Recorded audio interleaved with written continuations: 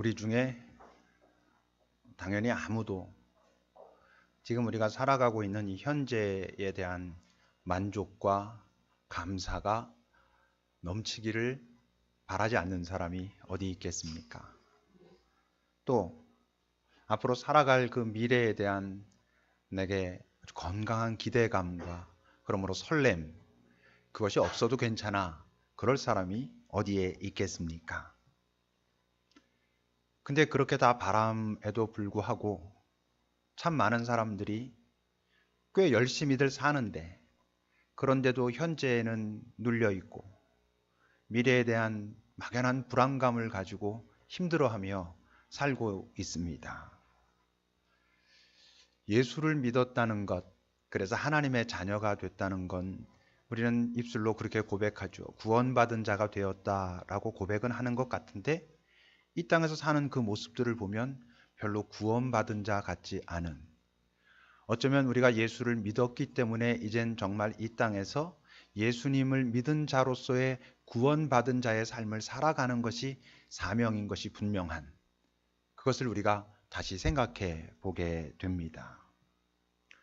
살다 보면 당연히 이 상황에서 어떻게 눌리지 않고 힘들어하지 않고 불안해하지 않을 수 있겠습니까? 라고 말할 수 있는 상황들이 우리 모두에게 분명히 있지만, 그럼에도 불구하고 잘 살펴보면 정말 그 상황이 주는 아픔과 눌림만큼 아파하고 눌려하고 불안해하는 게 아니고, 대부분은 그거보다 과잉되게 아파하고 힘들어하고 불안해하고, 그래서 그 아픔이 있기 때문에 이제 자기의 다른 모든 삶이 스톱돼 버리고 이러는 경우들이 많이 있지요. 왜 그럴까요? 우리가 하나님의 자녀가 되었다고 말하고, 그 하나님이 나를 아는 분이고 사랑하는 분이고 그리고 지혜가 있는 분이고 선하신 분이고 능력이 있다고 고백하면서도, 그분이 나의 주님이라고 말하면서도 왜 우린 여전히 그분을 믿으면서도 불안해하고 초조해하고 현재에 눌려 살고, 내가 도대체 뭐 하고 살고 있는지 의식도 못하는 상황들이 너무나 많이 지속되고, 왜 그럴까요? 너무 뻔한 얘기지만 왜 그러겠습니까? 기도하지 않아서 그렇습니다. 별로 와서 닿지 않으시죠? 우리는 그나마 여기 있는 사람들 대부분 다 어떤 문제가 있을 때 그 기도의 형태가 어떤 것이든, 교회 나와서 하든 자기가 혼자서 무릎 꿇고 하든 아니면 지나가면서 마음속으로라도 하든 어떤 문제를 접했을 때 우리 모두는 어떤 형태로든 기도합니다만, 지금 말씀드리고 있는 기도하지 않아서라는 것은 일상의 기도를 말합니다. 좀 표현이 거칠지만 공격적 기도, 어떤 문제가 생겼을 때 그 문제를 풀기 위해서 하나님께 매달리는 그 기도를 넘어 그냥 일상에 내게 삶에 어려움이 있건 없건 어떤 문제가 있건 없건 하나님과의 관계를 유지해 가는 것, 그거를 하지 않으면 우리는요 현재에 눌릴 수밖에 없습니다. 이 세상이 만만치 않잖아요. 우리가 다 인정하잖아요. 오늘 본문 1절을 여러분 보세요. 제9시 기도 시간에 베드로와 요한이 성전에 올라갔다라고 기록합니다.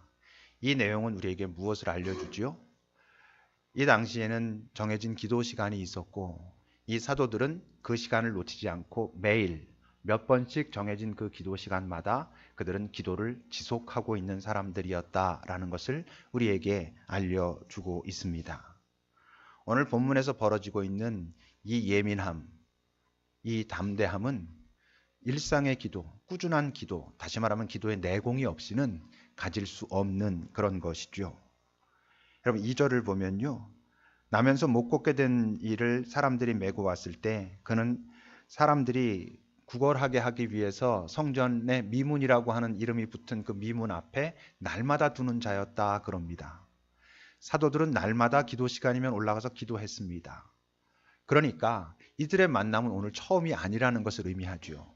매일 봤던 사람입니다. 매일 이 자리에 있는 것이죠. 우리 교회도 매주 똑같은 분들이 이렇게 좀 하러 오십니다. 구제비를 얻으러 오신단 말이죠. 매일 보는 분들입니다.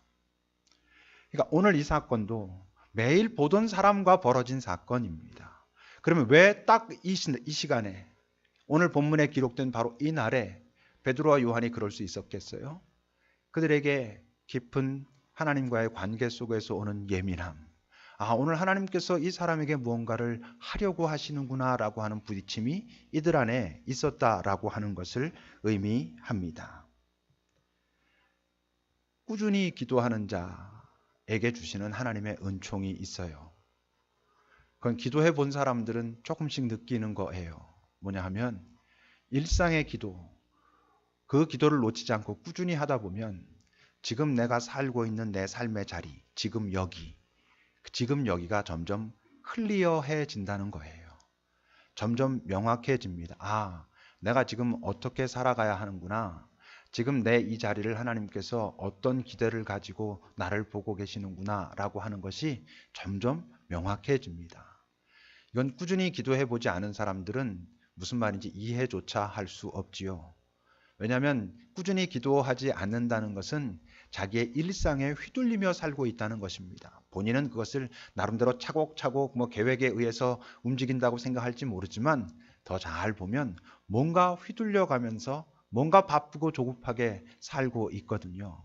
그런데 꾸준히 기도하는 사람들만 지금 내가 살아있는 이 자리가 해석됩니다. 이게 뭘 의미하는지, 왜 나에게 지금 이 자리에서 이런 모습으로 있으라 하시는지가 점점 명확해진다고 하는 거지요.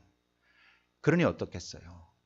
꾸준히 기도하는 자들은 미래에 대하여서도 안정감을 경험합니다. 왜 그러겠어요? 매일매일 나의 지금 이 자리들이 클리어해지기 시작하면서 나타나는 현상은 내 인생의 초점이 명확하게 점점 모아지는 것을 경험합니다. 다 마찬가지로 내 인생이 어떻게 될지 잘 모르죠. 근데 꾸준히 기도하는 자들은 점점 내가 이 길로 가기를 하나님께서 기대하시는구나, 이끄시는구나 라고 하는 게 점점 그 안에서 명확해지거든요. 한 번에 딱 되진 않겠지만, 또는 어떤 땐 그것을 잘못 판단하기도 하겠지만, 그런 과정을 여전히 지속하다 보면 점점 그게 명확해지지요. 사람들은 말합니다. 불평하거나 변명하면서 말합니다. 능력이 없다고, 내 환경이 다른 사람에 비해서 어떻다고, 그래서 나는 좀 억울하다라고 말하기도 하는데, 여러분, 이 세상 누구도 자기 삶을 능력이 없어서 못 살 사람은 없습니다. 그렇다면 그건 하나님 책임이고 하나님의 실수지요. 이 세상에 있는 모든 사람은 능력이 부족한 게 아니고 실제로는 자기 삶에 초점이 흐리기 때문에 그런 것입니다. 하나님께서는 자기가 살아가야 할 삶, 살아낼 수 있는 그 삶을 허락하시고 그 삶을 살아낼 수 있는 나에게만 허락하시는 능력이 있는데, 우리는 그 초점을 흐려버리기 때문에 내게 허락하신 그 능력이 여기저기로 다 분산됩니다. 그러니까 뭐 하나 제대로 하는 게 없고 때마다 어떤 상황에마다 여기 휘둘리고 저기 휘둘리다가 나는 아무것도 할 수 있을 만한 능력이 없다라고 판단해 버리지요. 근데 그렇지 않습니다. 햇빛이 종이를 태울 수 있습니까? 종이를 태우지 못합니다.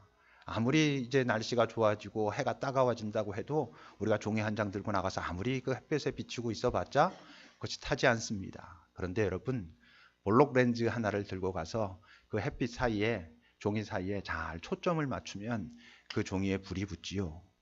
마치 햇빛은 우리 모두에게 하나님께서 허락하시는 각자에게 주시는 따뜻함이라고 한다면, 렌즈가 우리 각자가 가져야 될 여러분 기도입니다. 잘 기도하면 초점이 명확해지고요. 초점이 무엇인지 알고 거기에 집중할 수 있다면, 물론 성실할 수 있다면, 그러면 다 아주 자기다운, 그리고 그 삶을 다른 사람들과 결코 바꾸고 싶지 않은, 충분히 감사하고 만족할 그런 삶을 살 수 있다는 것입니다. 기도하지 않으면서 또 나타나는 현상은 왜 여전히 불안하고 초조하고 현재에 눌려있고 그러냐 하면, 참 많은 사람들이 의식도 하지 못하는 사이에 자기 삶을 다른 사람이 규정하도록 방치해 놓고 있습니다. 본문 2절을 보세요. 나면서 못 걷게 된 이를 사람들이 메고 왔을 때 그는 어떤 사람이었냐면 성전에 들어가는 사람들에게 구걸하게 하기 위하여 날마다 미문이라고 하는 성전에 두는 사람이었다라고 말합니다. 사람들은 악의로 그러진 않았을 것입니다. 네가 나면서부터 걷지 못했고 지금 특별히 할 수 있는 일이 없으니까 여기에서 그래도 기도하러 왔다 갔다 하는 사람들은 가장 좀 호의적이지 않겠냐. 그러니까 여기서 네가 구걸해서 그렇게 해서라도 먹고 살아야지 라고 했을 것이고, 그리고 이 사람은 그것을 받아들입니다. 사람들이 그렇게 해주고 그래 뭐 나도 그렇게 해야 될 것 같으네 라고 살고 있었다는 것이지요. 이 사회는요, 사람들의 기대와 평가를 따라서 살도록 그렇게 세뇌시키고 있는 사회입니다. 많은 부모님들이 그저 자기의 경험, 이 사회의 지금 현재의 여러 인식들, 소위 어떤 게 잘 사는 것이다 라고 하는 그 왜곡된 정의를 가지고 자기 아이들에게, 학교에서는 선생님들이 한계가 있습니다. 이 사회의 요구와 가족의 요구와 부모들의 요구와 이런 것 때문에 본인들이 고민하면서도 어쩔 수 없이 또 하는 영역이 있겠지만 그러고 있습니다. 이 사회에서도 그것을 요구합니다. 그리고 그 당사자들은 그게 그냥 당연한 줄 알고 받아들입니다. 심지어는 어떻게까지 하냐 하면 사람들의 기대나 평가를 만족시키기 위해서 또 내 에너지를 막 사용하면서 그렇게 살고 있습니다. 지금도 말한 것처럼 그 잘 산다라는 말의 왜곡, 마치 이 사회에서 지금 규정해 놓은 그것이 정말 잘 사는 것인 것처럼 뭔가 더 어떻게 되는 것, 갖는 것, 높아지는 것, 뭐 이거 있지 않아요? 근데 그거 잘 사는 것 아닌데 우린 아주 자연스럽게 누구네가 잘 살고 누구네는 못 살고 이렇게 얘기합니다. 뭐에 의해서? 무언가의 소유를 가지고 그걸 평가하죠. 속고 있는 것이지요. 날 진심으로 사랑하고 내 인생에 대해서 진짜로 안타까워하는 사람, 거짓이 아니고 그런 사람의 조언과 도움도 내 인생을 망칠 수 있습니다. 다른 사람의 조언은 내 인생을 망친다라는 의미가 아니고 다른 사람의 조언이 진심으로 사랑을 가지고 하는 조언도 나를 망칠 수 있다는 것을 인정해야 됩니다. 그러니까 남의 얘기는 듣지 말아야 된다는 뜻이 아니고 남의 이야기를 잘 검증해야 합니다.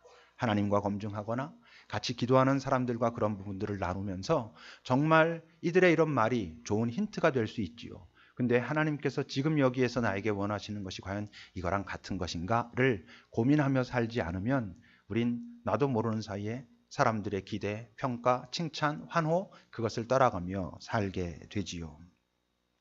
남이 내 인생을 규정하게 하면 우리가 모르거나 잊고 살게 되는 게 있는데 그게 뭐냐면 진짜 내게 필요한 것이 뭔가라는 것을 모르는 거죠. 잊고 사는 거죠.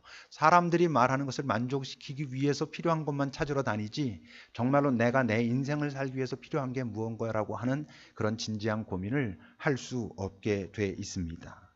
3절을 보십시오. 그가 베드로와 요한이 성전에 들어가려 함을 보고 구걸했다 그렇게 기록합니다. 이 사람의 인생에 있어서 해답이, 의미가 구걸하는 건 아니잖아요. 근데 막연히 그거라고 생각하며 삽니다. 우리의 삶에서 뭐 우리가 구걸을 하지 않겠지만 이 구걸은 우리의 삶에서 어떤 모습으로 나타나겠어요? 그냥 당연한 것들. 이렇게 하고 사는 게 당연하지. 우리가 자주 하는 말들 중에 먹고 살기 바빠가지고 이렇게 할 수밖에 없어 라고 말하고 있는 그것들. 그게 오늘 본문의 구걸이라고 하는 단어와 아마 연결되는 그런 상황들일 것입니다. 의외로 여러분, 그런 건 말이 안 되지라고 우리가 조금만 생각해 보면 인정하게 되면서도 살고 있는 형태가 있는데 뭐냐 하면 조금 더 편하게 사는 것에 또는 남들보다 조금 더 폼나게 사는 것에 자기 인생을 전부 쏟고 살고 있어요. 다시 말하면 그거를 세상은 잘 산다라고 말하죠. 좀 더 편한 삶, 좀 더 큰 것을 가지고 있는 삶, 남들보다 좀 더 폼나는 삶, 명품백에 자기 인생을 거는 젊은이들이 실제로 있거든요. 근데 그러면 안 되는 거잖아요. 그러므로 예수 믿는 우리들이 이 땅에서 정말 잘 살려면 하나 각오해야 될 게 있어요. 이 땅에서 잘 살려면 항상 불편해야 하는 것, 불편해야만 잘 사는 건 아니지만 어떤 순간엔 불편함을 해결하려고 다 에너지를 쓰는 게 아니라 불편함이 있지만 그것을 들고 실제 에너지는 다른 곳에 써야 하는 경우도 있다는 것을 인정해야 이 세상에 구걸하지 않으면서 삽니다.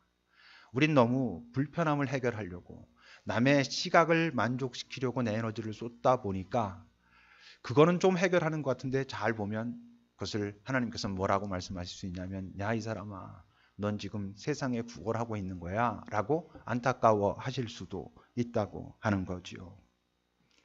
그러면 꾸준한 기도와 함께 내 삶을 사람들이 자기네들 뜻대로 그것이 호의건 호의가 아니든 규정하도록 방치하지 않으면서 우리가 정말 잘 살려면 시도해야 할 몇 가지들이 있습니다.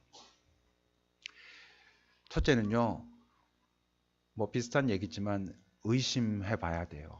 뭘 의심하냐 하면 지금 내가 그토록 갖고 싶어 하는 것, 그토록 하고 싶어 하는 것, 그토록 되고 싶어 하는 그것이 정말 하나님께서 내게 요즘 기대하고 원하시는 것이 맞는가? 라고 하는 의심을 꼭 해봐야 합니다. 뭐 당연히 내가 하고 싶은 것, 되고 싶어 하는 것은 하나님께서는 절대로 원하지 않는 것, 이렇게 될 리는 없겠지만 그런데 우리는 그것을 확인해 볼 필요가 있다는 거지요. 4절부터 여러분 보시면 베드로가 요한과 더불어 주목하여 이르되 우리를 보라 라고 말했습니다. 그가 그들에게서 무엇을 얻을까 하여 바라봅니다. 어떤 마음을 가지고 구걸을 하고 있으니까 동전 몇 잎을 달라고, 될 수 있으면 많이 주면 더 좋다라고, 이런 마음으로 그걸 갖고 싶어서 지금 보고 있습니다. 근데 베드로가 말합니다. 은과 금은 내게 없지만 어떤 것? 네가 원하는 것은 지금 나에게 없지만 내게 있는 이것, 다시 말하면 뭐? 주님께서, 하나님께서 네게 주고 싶어 하시는 그것을 내게 주겠다. 그건 뭐냐 하면 나사렛 예수 그리스도께서 허락하시는 네가 일어서는 것이다 라고 말하고 있습니다. 그러니까 그가 기대하고 원하는 것과 주님께서 그에게 주고자 하시는 것은 같은 것이 아니었습니다. 그럴 때가 우리 인생에는 분명히 있다는 것이지요. 그저 기도한다 하면 자기의 소원을 고집하는 것이 전부라면 실제로 기도할 필요가 없어요. 안 들어주신다 이런 의미가 아니고 그냥 삶 자체가 기도거든요. 자기가 원하는 것, 바라는 것에 의해서 우리가 움직이면서 살고 있잖아요. 뭐 기도해요? 그냥 삶 자체가 뭐 관상입니다. 그냥 그 기도를 하고 있는 거나 마찬가지예요. 뭘 기도를 하겠어요? 그런 마음만 가지고 있는데. 여러분, 그러므로 여러분 하나님 앞에 기도할 때 꼭 구해야 되는 게 있어요. 이걸 놓치면 정말 억울한 겁니다. 뭘 구하냐면 지금 여기 요즘 내 삶의 자리를 바르게 볼 수 있는 시각을 주십시오라고 구해야 됩니다. 요즘 내 삶에 있는 이런 일들, 이런 상황들, 이게 무엇을 의미할까라고 여러분 주님께 물으면서 주님, 제가 이것을 왜곡하여 보지 않도록, 두려워하지 않도록, 시선을 피하지 않도록, 또는 오버하지 않도록 지금 여기가, 지금 내가 살아있는 지금 이 자리가 지금의 나에게 무엇을 의미하는지 바로 보게 도와주십시오라고 꼭 기도하셔야 되고, 또 한 가지는 바로 지금 여기에서 또는 뭐 요즘, 주님, 요즘 주님께서 제게 주기를 원하시는 것이 무엇입니까? 라고 물어야 한다는 거지요. 우리 동환 형제랑 그런 얘기 했습니다. 우리 동환 형제가 요즘 성대 결절이 왔어요. 그래서 그 친구랑 그런 얘기를 했어요. 네가 지금 성대 결절이 왔는데 지금 네가 기도하는 내용이 주님 빨리 이걸 고쳐주십시오에만 머물러 있으면 다 나았을 때 회복돼서 그냥 고맙다 정도겠지만, 지금 내가 말을 하기가 어렵고 목소리를 내기가 어려운 것이 무엇입니까? 주님은 왜 지금 나에게 이런 상황에 있게 하셨습니까? 라고 기도하고, 이런 상황에서 주님, 제게 주님께서 주기 원하시는 것, 저는 그냥 가볍게 생각해 보면 빨리 이 목이 말할 수 있도록 풀리는 게 바람인데, 그거 외에 하나님께서 내게 지금 이 상황 속에서 주고자 하시는 것은 무엇입니까? 라고 물어야 된다. 우리가 그런 얘기를 주고받았습니다. 여러분, 그게 중요하죠. 그냥 이전과 똑같은 상태로 회복되는 것을 넘어서 그런 어려운, 쉽지 않은 과정을 거치면서 새로운 시각을 갖게 되는 것, 새로운 자기의 마음속에 어떤 기대를 갖게 되는 것, 성장하는 것, 여러분 이것이 하나님께서 우리에게 기대하시는 거지요. 또 우리가 해봐야 될 것, 꼭 시도해야 될 게 있는데 그건 뭐냐 하면 다른 사람들은 물론이고 나도 아직 잘 모르고 있는 무언가가 내 안에 숨겨져 있다는 것을 믿으셔야 됩니다. 그것은 아까 말했던 능력이 없는 것이 아니라 초점이 부족하다라고 말했을 때 그 초점을 맞췄을 때 내가 들고 살아갈 그 무언가를 하나님께서 내게 두셨거든요. 오늘 여러분 7절, 8절을 보세요. 베드로가 그렇게 말하고 오른손을 잡아 일으켰을 때 발과 발목이 곧 힘을 얻고 뛰어서서 걸으며 그들과 함께 성전으로 들어가면서 걷기도 하고 뛰기도 했다라고 기록합니다. 이 사람이 지금 40살이 넘은 사람입니다. 뒤에 가면 그 나이가 나오는데요. 그러니까 40여 년 동안 한 번도 일어서지 못했던 사람이에요. 그러니까 이 사람은 자기가 일어설 수 있다는 것도 기대해보지 않았을 것입니다. 그런데 일어섰을 뿐만 아니라 걸을 뿐만 아니라 뛰기까지 했다라고 해요. 이걸 어떻게 생각할 수 있겠어요? 이미 하나님께서 오래전 그의 안에 두신 것 또는 숨겨놓으신 것, 실제로 그 숨겨놓으신 것이 하나님을 깊이 만나게 되는 그 접점이 되는 자리인 것이죠. 하나님께서 그것을 이 사람에게 숨겨두셨어요. 그 어떤 적절한 때에 하나님께서 당신의 사람과 어떤 상황을 통해서 그에게 그것을 알게 하시고 그가 그것을 들고 일어서게 하셨습니다. 우리 모두에게 있습니다. 우리 모두에게는 하나님께서 가장 나답게 살게 하시기 위하여 내 안에 두신 것이 있어요. 이 중에 어떤 사람은 그것을 점점 느끼기 시작하고 그것을 개발하고 있고 그것을 사용하면서 살아가고 있는 사람들도 있고, 의외로 많은 사람들은 그것이 무엇인지 전혀 알지 못한 채, 그것을 알지 못한다는 그 증거는 뭐겠어요? 그저 현실에 눌리고 미래엔 불안함 가운데 그냥 하루하루 살아가는 게 힘겹고 그리고 고통스럽다라고 믿고 그런 불안감 그리고 남들과의 비교에 휘둘리고 있다면 아직 내 안에 하나님께서 나만을 위하여 두신 그 무언가를 발견하지 못했다라고 하는 뜻입니다. 그것을 찾아야 되는 거예요. 찾아도 되고 안 찾아도 되는 게 아니라 찾아야 되는 것입니다. 그래야 우리가 이 땅에서 살게 하신 그 주님의 의도를, 주님의 그 기대를 우리가 살아낼 수 있는 것이죠. 여러분 10절 마지막을 좀 보십시오. 그가 그런 어떤 또 일어나서 이렇게 뭐 하고 찬송하고 이런 걸 보면서 이 사람이 본래 성전 미문에 앉아서 매일매일 구걸하던 사람이라는 걸 사람들이 다 알았는데 그에게 하나님께서 그 안에 놓으셨던, 숨겨 놓으셨던 그것이 사용되었을 때 그에게 일어난 일로 인하여 심히 놀랍게 여기며 놀랐다 그래요.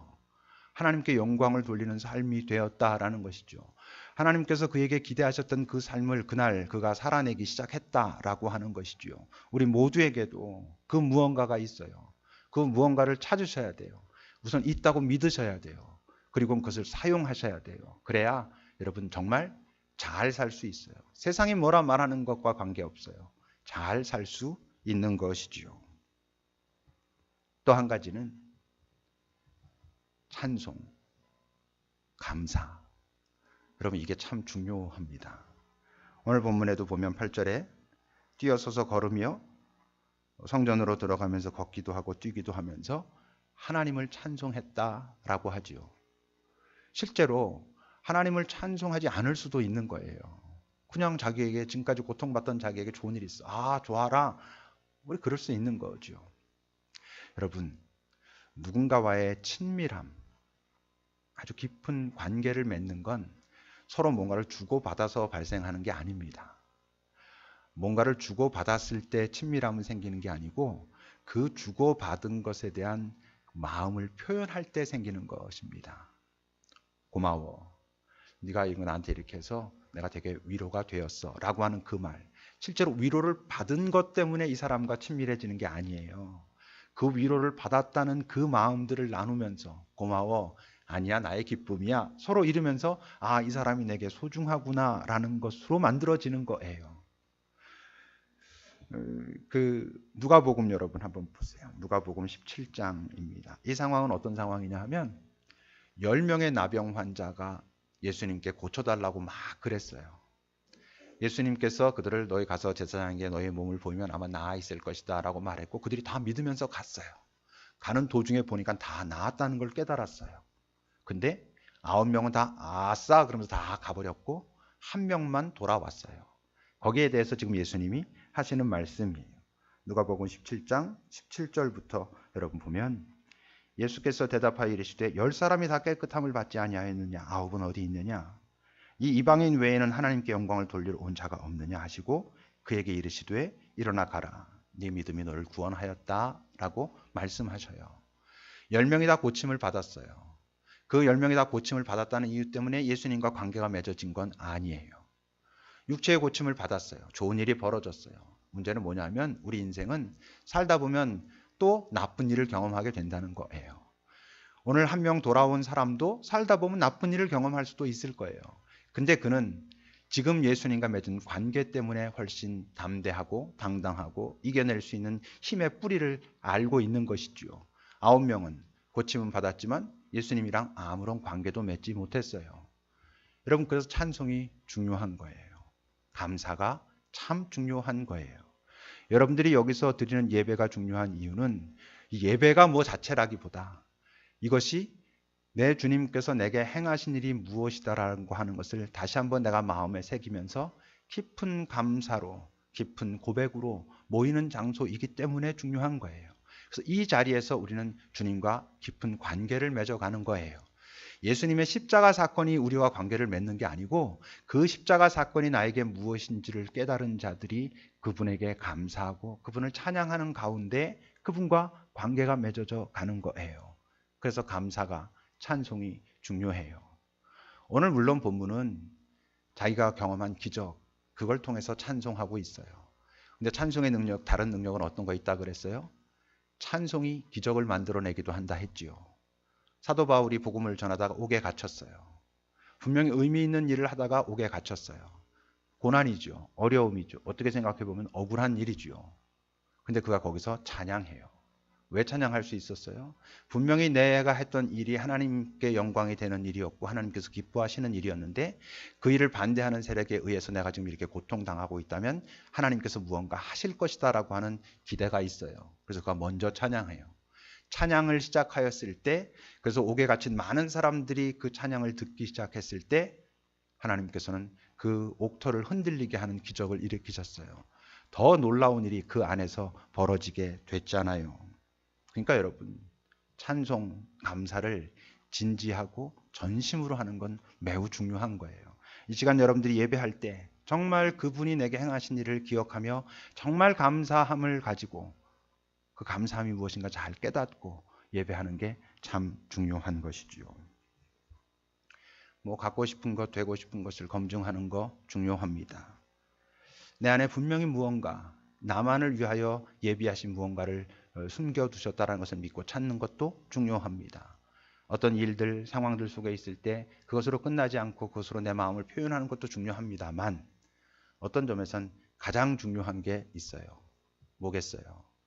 지금 우리가 했던 이야기들, 나눴던 나름대로 공감했던 것들을 시도하는 거예요. 시도하기 전엔 아무 일도 벌어지지 않아요.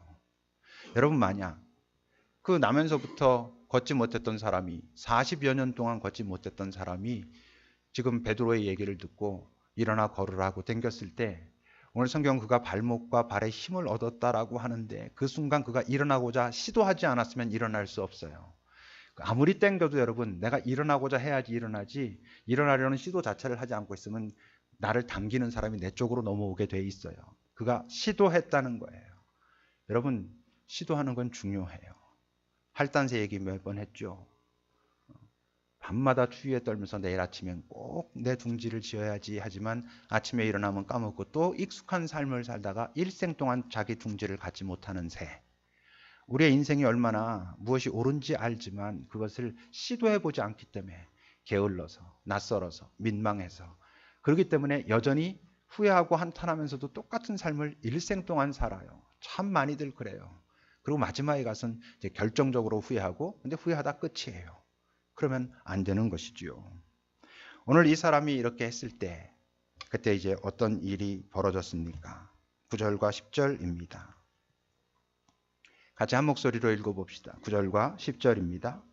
모든 백성이 그 걷는 것과 하나님을 찬송함을 보고 그가 본래 성전 미문에 앉아 구걸하던 사람인 줄 알고 그에게 일어난 일로 인하여 심히 놀랍게 여기며 놀라니라. 어떤 삶이라는 거게요? 이 사람은 이 순간 공적인 삶이 되었다, 이런 뜻이에요. 단순히 그가 이제 고침을 받고 일어나서 걷게 되었다는 게 아니에요. 그에게 그런 모습이 나타났을 때 주변에 있는 모든 사람이 그의 삶을 보면서 하나님을 떠올렸다는 거예요. 하나님이 살아계시다라는 것을 그들도 인정하게 됐다는 거예요. 그렇다면 그게 공적인 삶인 거죠. 이 사람은 공생애가 시작된 거예요. 이의 간증은 공생애적인 삶인 것이죠. 우리 모두도 그렇게 살아야 돼요. 우리는 평범할 수가 없는 사람들이에요. 평범하면 안 되는 사람들이에요. 왜 그럴게요? 요한복음 20장 21절을 보세요. 부활하신 예수께서 제자들에게 오셔서 뭐라 말씀하셨죠? 예수께서 이르시되 너희에게 평강이 있을지어다. 아버지께서 나를 보내신 것처럼 나도 너희를 보낸다.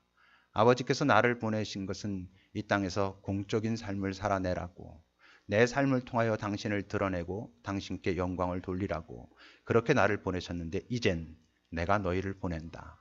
무슨 뜻이에요? 너희들도 이젠 공적으로 살아야 돼. 너희들의 삶을 통해서 사람들은 하나님을 발견하고 인정하고 그가 살아계시다는 것을 깨닫고 하나님께로 돌아오게 만드는 그런 삶을 살아야 한다고 우리에게 말씀하고 계세요. 우리 모두는 그것을 살 수 있어요. 내 삶의 자리에서 다 사는 거예요. 그 속에서 나 자신의 바람, 나 자신의 익숙함을 의심하며 하나님과 나누고 내 안에 하나님께서 두신 것이 무엇인가를 찾고 감사와 찬양을 의식하고 시도하고 그런 과정을 통하여 우리 모두의 삶이, 내 삶을 보며 사람들이 하나님을 떠올리게 하는 그런 공적인 삶이 된다는 거지요. 기도하겠습니다.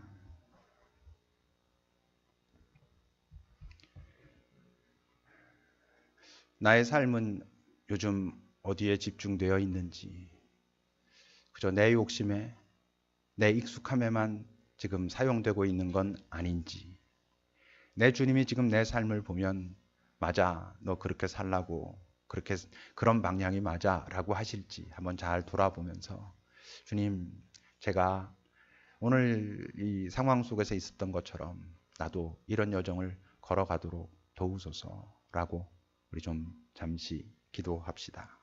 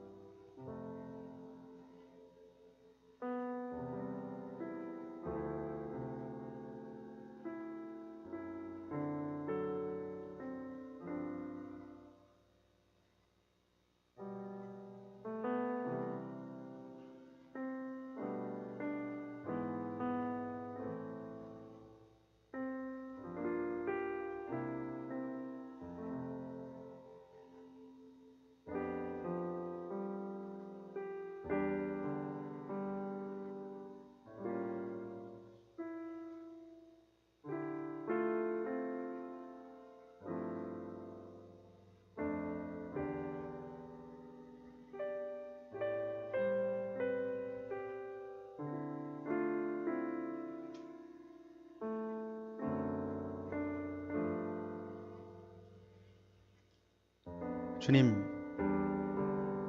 공적인 삶을 산다는 건 결코 내 삶이 없어지는 것이 아니라는 것을, 오히려 내 주님께서 우리에게 기대하시는 바로 그 공적 삶이란 내 삶에 하나님의 영광이 더딥혀지는 삶이라는 것을, 공적인 삶이란 지금 내가 살고 있는 그 자리를 떠남으로써만 시작되는 게 아니라 어쩌면, 아니 거의 대부분 지금 나 있는 자리에서 주님과 함께 동행할 때 만들어지는 것이라는 것을, 하여 나 홀로 사는 삶이 아니라 주님과 함께 사는 삶이고 거기엔 기쁨도 설렘도 영광도 있는 참 복된 삶이라는 것을 결코 포기하면 안 된, 포기할 수 없는 그런 삶이라는 것을 우리가 믿고 찾고 시도하게 하옵소서.